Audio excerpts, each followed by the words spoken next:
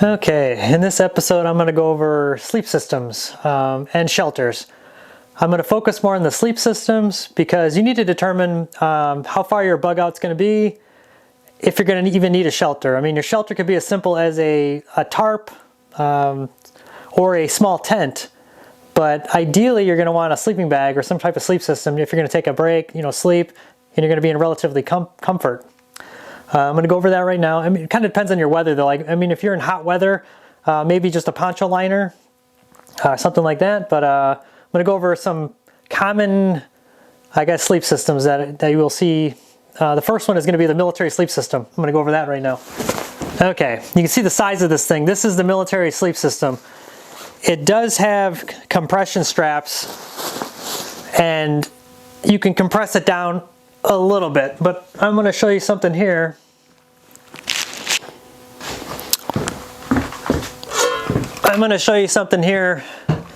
That to kind of stray away from these, just to give you an idea. So you got your bug out bag, all your food, water, whatever.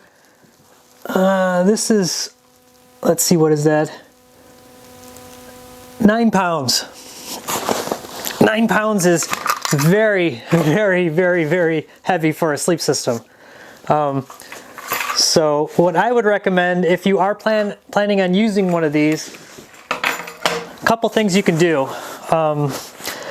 This sleep system has a Gore-Tex bivy cover, a colder weather bag, and then an intermediate bag that fits inside of it. So you've got 3 different pieces, combined together. That's your 4th piece, and then this stuff bag. I would recommend, this is just the inner patrol bag, and it's just a small sleeping bag that, not the warmest, but it'll give you some comfort. With a storage bag, you're looking at, let's see here, 2.5 pounds. So you got 2.5 pounds for that. The way the military sleep system, I can't remember what it's rated for. You can look it up online, but it's like negative, I forget what it is, negative 40 or something. You're going to survive in that temperature. You're not going to be comfortable. If you're a very cold sleeper, yeah, then I'd recommend, maybe carry a heavier sleeping bag. But sleeping bags, like anything else, you kind of get what you pay for. And these military sleep systems are not cheap. They're synthetic insulation. They're built pretty tough. Built by various vendors, but the Gore-Tex bivy bag is very good, but they tend to be very heavy and they don't compress well. I'm going to show you another option in here in 1 second. A down sleeping bag. Now, just to give you an idea, you're going to be like, wow, this looks big, but this is the storage bag. You've seen my 32-ounce Nalgene bottles. I can shove this inside of a Nalgene bottle if I wanted to. And just to give you an idea,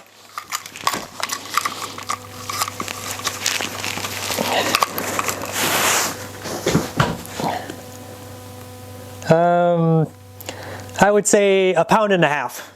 There's some extra junk in the bag. The bag itself is probably 1 pound.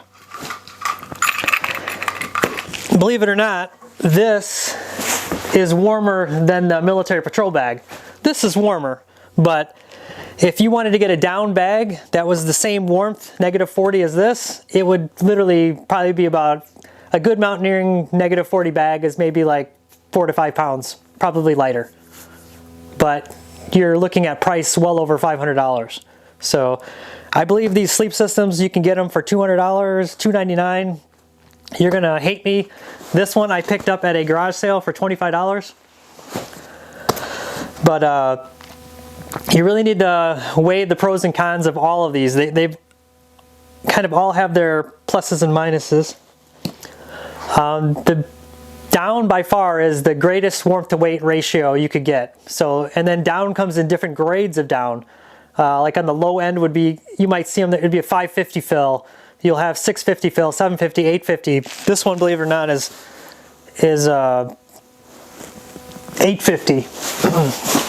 What that means is look at it, the simplest terms. They do a test where they take the type of down it is, put it in a cylinder, like 1 ounce, and they have a weight that they drop on it, and whatever it settles as, that's the fill rating. What, in simplest terms, it's the warmth to weight ratio. You've got different insulations in your house.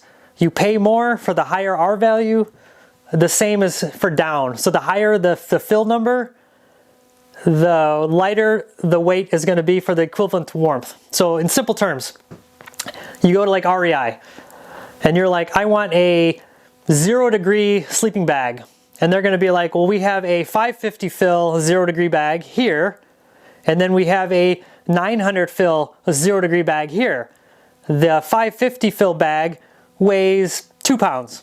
The 900 fill bag weighs 1 pound, 6 ounces. The 550 bag cost $200. The 900 or whatever, the higher the fill bag, it costs $600. They're going to have the same warmth.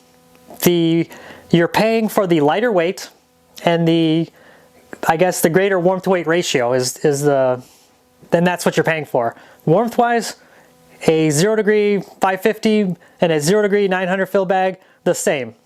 Same with synthetic bags. You get a synthetic bag, 0 degree, it's probably going to weigh a pound more than the 550 fill bag. It's just the way it is. The negatives of down is when it gets wet, you lose roughly all of its insulating capabilities. Synthetics retain maybe 70%, give or take, of their insulating capabilities. So they do have new down bags that are coated, the feathers are coated, and they do retain some warmth when wet. But ideally, you want to store them in a waterproof bag in your bag. But I'm going to get to another thing, storing these. Down bags, good bags, should come with a storage bag. You do not want to store them compressed and tiny for long periods of time, because it's gonna ruin them after a while. You're gonna compress the feather. It's just not good for the long-term storage of them. I got a story. I've got a friend of mine. He went on a trip and he bought, he had more money than brains, bought a brand new Western Mountaineering down bag, very good brand. I think we paid like $500 for it. Took it, came back, left it stuffed, forgot about it, opened it up, it was all molded, it didn't loft up, I mean, it was just destroyed. It's not good to store them that way. Synthetics are a little bit more forgiving on storing them compressed. The military stores them like this and then just compresses them when you use it. It breaks down the insulation after a while. The best way to store a sleeping bag is hanging. Like when you go to the sporting goods stores, they got them hanging. That's the best way to store them, but most people can't do that, so you use a storage bag. And then the other thing with sleeping bags, and I'll show you, old school, people used to take your sleeping bag, fold it in half, and then roll it, and there's strings on there, and you tie it up. That's the old method. But the negative with that is if it's a synthetic insulation, every time you fold it on the same spot, you're gonna put a crease in that insulation, and eventually you're gonna get cold spots.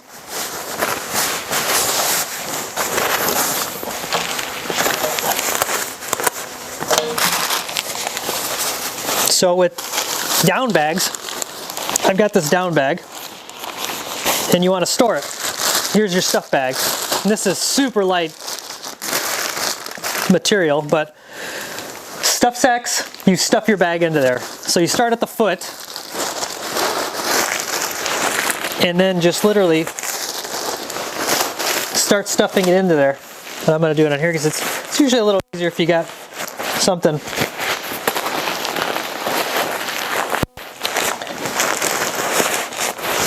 You want to start at the foot because the opening where your head goes, the air can escape.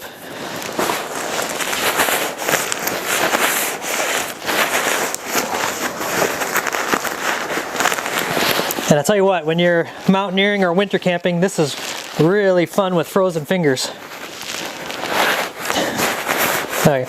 Down bags also compress way better than synthetics.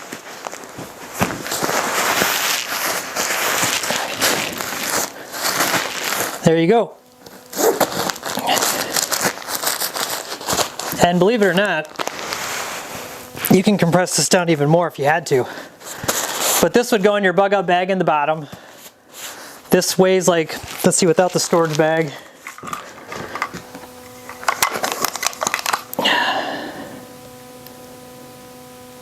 just a hair over a pound. And this is for a 30-degree down bag. I've taken this bag on Mount Rainier climbs. When everybody else has like 0-degree bags, I would take this and I was comfortable. I mean, it's the better the bag, down bags tend to be conservatively rated, where this says, you know, it was a 30-degree bag.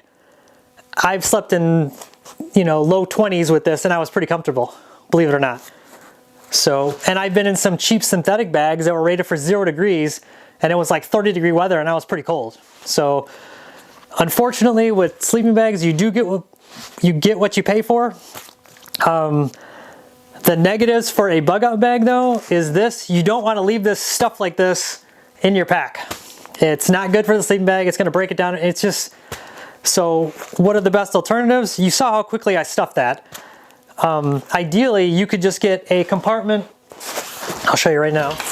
So here's a Camelback BMF, and it's got a little compartment on the bottom right there, and you could shove this into that compartment really easy and zip it into there. But what I would do though is just get a waterproof sack that's kind of big, set it right there. Don't even use the stuff sack, and just shove it in the waterproof bag or garbage bag and then roll this up and then zip it. And you'd save a little bit of weight, and it's very quick to do. The other option, the cheap option, is like I said, those military liner bags, the patrol bags. They're pretty thin. I think they're rated to about 40 or 50 degrees. I mean, you're not going to be comfortable, but it's going to be at least some insulation. It'll keep you warmer than not having a sleeping bag. These you can get pretty cheap. I've seen them on eBay for like 20, 30 bucks, you know, depending on the condition. You can just get a crappy one and just leave it in your pack. Not even care about it. If you want to get even fancier, it's pretty small. You could get like a food saver bag, put it in that, and just compress it down. It probably won't be as bad for it versus repeatedly, constantly, you know, compressing, stuffing like a synthetic bag. It'll break it down. But as you can see by the size, this, even stuffed down, it would take up 90% of my pack. Unless you're in Arctic conditions, I wouldn't even bother with the full military sleep system. So what I would do though, and maybe I'll show you. Okay. So there's the patrol bag. Keep that. And this. So here's just the cold weather bag with this. Remember I said the whole thing was 10 pounds. Just the cold weather bag is 5 pounds. That's crazy.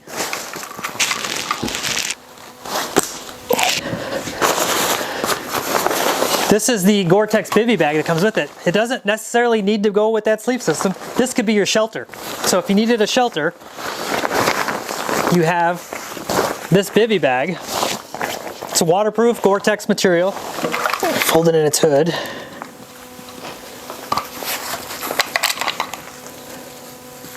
Well, it's kind of heavy. The Gore-Tex is 2 pounds. So if you don't need a shelter, you could, you could bypass 2 pounds. But I mean, if you want a shelter, you could do this, 2 pounds, and like the down bag, you're at 3 pounds, which is not bad for a shelter. I do have the military sleep system. They make some small tent framed shelters that are pretty light. So the negative on those military Gore-Tex bivy covers is the weight. They do make mountaineering and backpacking bivy covers that are much lighter, and that might be another option. And I can show you one of those right now. So if you remembered, I showed you, if you've watched the other video I had on get home bags, Adventure Medical Kits makes a emergency bivy. It's made out of Tyvek material and it's reflective, and it's got Velcro so you can actually use it more than, you know, once. It's not like the flimsy Mylar that tears in the really cold weather. It's pretty small, and I think it weighs, it's pretty light.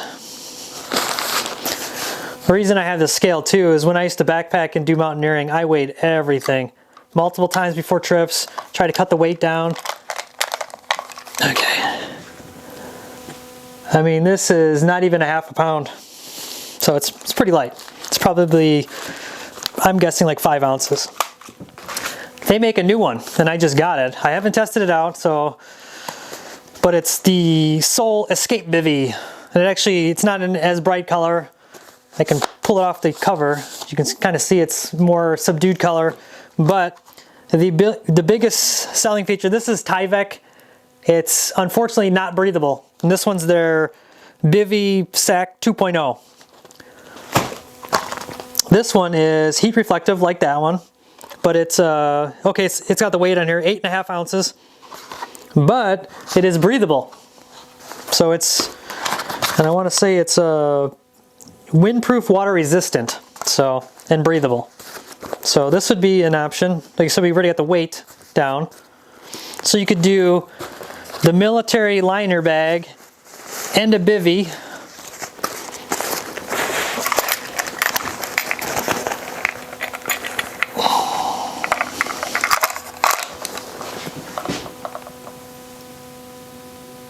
And you're at 3 pounds. So, but if you look at these,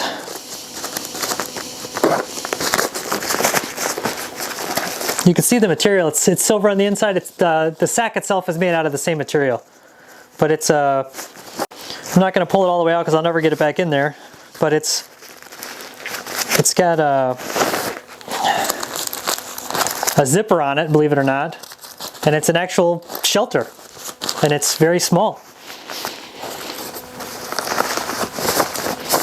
And I mean, you know, military Gore-Tex bivy or one of these. I mean, you could carry 3 of these, or actually more, quite a bit more than that. So the military one, if you're going to use it day in, day out, it's going to last longer. These, like I said, they're like a Tyvek material, not super durable, but they're not durable. I would highly recommend these for your bug out bag. You know, this is like 1 to 3 days max. You're just trying to get there, cut down weight. You could do one of the military sleep systems. I mean, these combined are going to actually be pretty decent. So, and you're going to have some comfort. But if you've got the money, go to a down bag. Just know that you need to not store it compressed like this long term. So maybe, you know, but like I said, the down is just so much nicer, but you got to be a little bit more careful with it. So in my bug out bag, I use the military, the patrol bags. They're cheap. When I go backpacking, mountaineering, I use my down bag. It's just the bug out. I may need it, may never need it, but I want to keep it compressed. It's probably damaging the bag, storing it compressed, but I don't care. I leave it in this one, and I shove it in one of the things. These are really cheap, believe it or not. They're relatively warm for a summer bag. You're not going to be comfortable in the winter, but you'll survive. I've slept in much worse in cold weather, so. But I mean, the price is cheap. A lot of times, they sell the sleep systems like on eBay, surplus stores, and they split them up, break them up, and you can always get the patrol liner bag because they're like a 50-degree bag. They're really cheap. Another option, and I haven't looked into this, but Walmart stuff, believe it or not, is getting better and better and better. Maybe Walmart makes a mummy synthetic bag that is cheap, relatively inexpensive, but yet has good ratings and is relatively warm. You can get one of those and just compress it and keep it in there. If you have higher funds and you don't really care and you want the best, I would recommend there's a brand called Wiggies.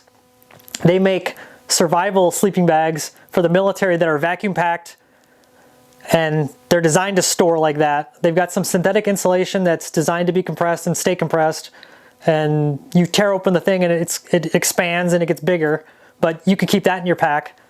And then, you know, when you need it, you open it up and it you know, and that's another option. But like I said, hopefully this is helpful. There's pros and cons to all of it. You got to kind of weigh it out. Like I said, if you have a family, that's another thing. You're going to be carrying, you know, your family's equipment or splitting it up, and you may want something nicer. My wife and I have a down double sleeping bag, and it folds down smaller than most people's single sleeping bag. It wasn't cheap, but it's very nice, and it keeps us warm. It's relatively comfortable, and you know, but that's, you know, $300–400 for one of those. But if you use it a lot and you go camping and stuff, it's well worth it. And I would recommend testing out your equipment, your sleep systems. Yeah, so hopefully this is helpful. And I do have to mention one other thing that goes with your sleep system. All of what I just showed you, you know, very expensive down bag, military sleep systems. If you're missing this one item, you're going to have a miserable night no matter what. I'm going to just show you one, but there's so many variations of these. One thing you're going to need is a ground pad, a insulating ground pad. These are the military's new Z pads. They got elastic on them. They open up like an accordion. It's closed cell foam, and what it does is it's not for comfort. Everybody's like, oh, I don't need, I'm camping, I'm roughing, I don't need the comfort. It insulates you off the ground. Conducting the cold from the ground, I don't care what sleeping bag you have. I mean, you can look at this down one. Look at how nice and fluffy it is. When your body's pressed on it, I feel my hand right to my hand. I mean, it compresses to nothing. So what that means is when you're laying on your back and you're in your sleep, whatever's touching the ground, it compresses that insulation completely, and you're just touching the ground. You could have, and I've experimented with it before, the best, like -40, you know, $800 sleeping bag with no ground pad, and the person with the Walmart bag with a ground pad is going to be more comfortable than you. I mean, it's just the way it works. Ground pads range, you know, I highly recommend the closed cell foam pads. They don't absorb any moisture.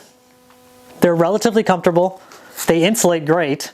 You can't really damage them. I mean, somebody shoots a hole through this, it gets blown up, it's still going to work. They do sell like the Thermarest, and I have them, and I use them in different things, the self-inflating pads.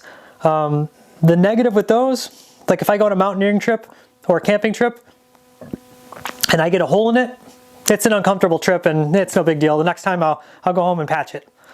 You're remote, you've got multiple days to go, you're going to be miserable. So these do not fail. The failure rate is like almost 0 on these.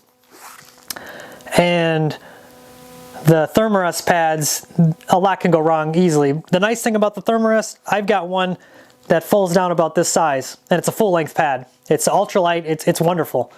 But if you get a hole in it, it's useless. The other advantages of these are somewhat rigid, and some of them just roll up. So say something happens, you get injured, you can wrap this around your leg as a makeshift brace for your leg or a cast or your arm. It's a stiff rigid. Lots of uses for this. One thing a lot of people don't realize though too, and I'll show you this,